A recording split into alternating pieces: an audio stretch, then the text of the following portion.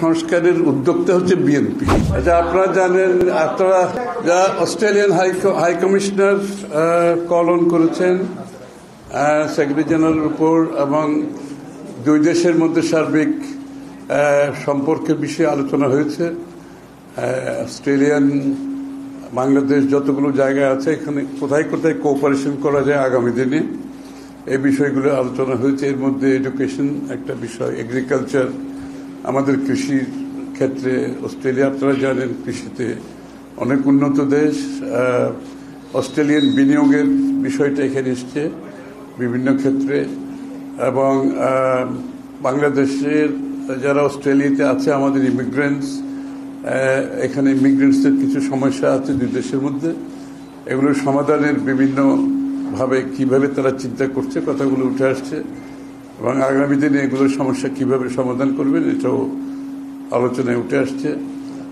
আর বাংলাদেশের নির্বাচন, স্বাভাবিকভাবে নির্বাচন তো একটা গুরুত্বপূর্ণ বিষয়, ওইটা উঠে আসছে। তবে নির্বাচনের প্রস্তুতি নিয়ে আলোচনা হয়েছে এবং নির্বাচনের ক্ষেত্রে অস্ট্রেলিয়ার একটা সহায়তা আছে এখানে। ইলেকশন কমিশনের উপর একটা বড় ধরনের সহায়তা তারা করে এবং সেটা করছে ইতিমধ্যে এবং তারা সেটা এগিয়ে নিয়ে যাচ্ছে। তারা চাচ্ছে একটি সুষ্ঠু নির্বাচন যাতে বাংলাদেশে হয়ে যায় এবং তার জন্য তাদের সহযোগিতা অব্যাহত থাকবে।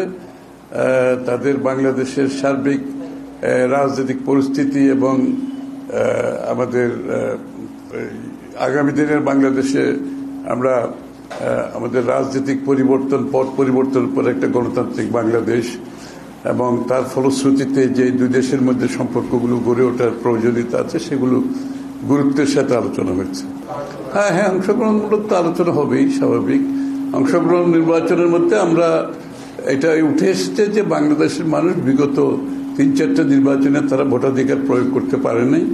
সবাই অধীর আগ্রহে অপেক্ষা করছে, বিশেষ করে নতুন জেনারেশন যারা বয়স ৩০-এর আশেপাশে, তারা তো ভোটাধিকার মোটেই প্রয়োগ করতে পারে নাই এবং সারা দেশের মানুষ তাদের ভোটাধিকার প্রয়োগ করার জন্য অধীর আগ্রহে অপেক্ষা করছে। সুতরাং আমরা মনে করছি, ওরাও মনে করছে, সবাই আগামী নির্বাচনে ভোটার টার্ন আউট খুবই ভালো হবে। জনগণ অত্যন্ত উৎসাহের সাথে আগ্রহের সাথে ভোট কেন্দ্রে যাবে, পুরুষ মহিলা সব বয়সের ভোটাররা যাবে এবং একটি ভালো ভোট হবে যার মাধ্যমে একটি সরকার নিরপেক্ষ গ্রহণযোগ্য নির্বাচনের মাধ্যমে নির্বাচিত হবে যেটা গণতন্ত্রের উত্তরণের পথকে এগিয়ে নেবে। না, তাদের কোনো সাজেশন নাই। তারা বিএনপির সংস্কারের উদ্যোক্তা হচ্ছে বিএনপি, এখন না, এটা আগে থেকে, অনেক আগে থেকে বাংলাদেশের সব সংস্কারের উদ্যোক্তা হচ্ছে বিএনপি।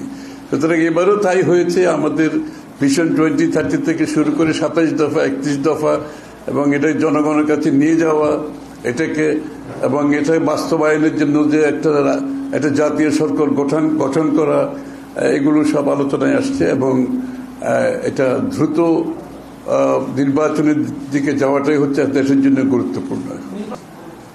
না, সংখ্যার জায়গাতে কিছু নেই। আমরা একটা জিনিস বুঝতে হবে, বাংলাদেশের নির্বাচন যখনই নিরপেক্ষ সরকারের অধীনে নির্বাচন হয়েছে, এমনি যখনই নির্বাচনের পরিবেশ ভালো ছিল বিগত দিনগুলোতে আগে, আপনারা দেখেছেন এটা কিন্তু রাজনৈতিক দলগুলো সবচেয়ে বেশি কিন্তু এই স্থিতিশীলতা রক্ষা করতে চায় আর ভোটাররা সবচেয়ে বেশি স্থিতিশীলতা রক্ষা করতে চায়।